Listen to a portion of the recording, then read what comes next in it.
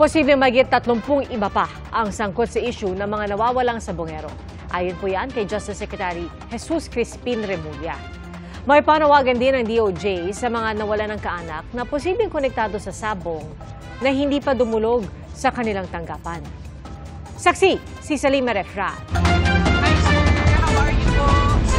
Galing sa Department of Justice kanina, si Julie Dondon Patidongan alias Totoy, kung saan nag-usap sila ni Justice Secretary Jesus Crispin Remulla.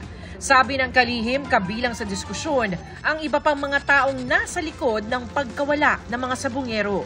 We were talking about other people who may be involved. We'll see. Marami na. Maybe more than 30 people.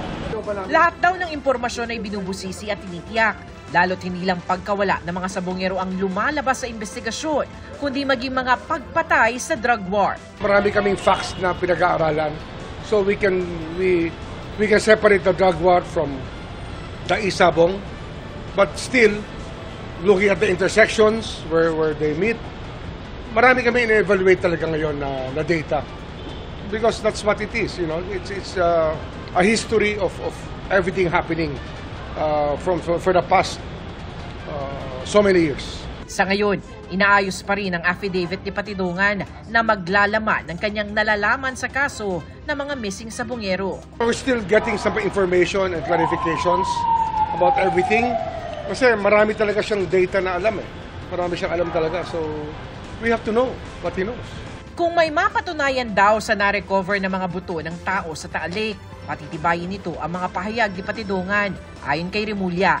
Nauna nang sinabi ni Patidongan na hindi lang daw 34 ang mga nawawala, kundi aabot pa daw sa mahigit 100.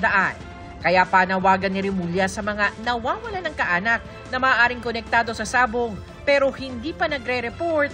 We're also calling on them to come forward so we can put them into the DNA bank that we need. Kasi we're trying to establish a DNA bank so the isabong victims can be identified properly. Para sa GMA Integrated News, Salima Refrat, ang inyong saksi.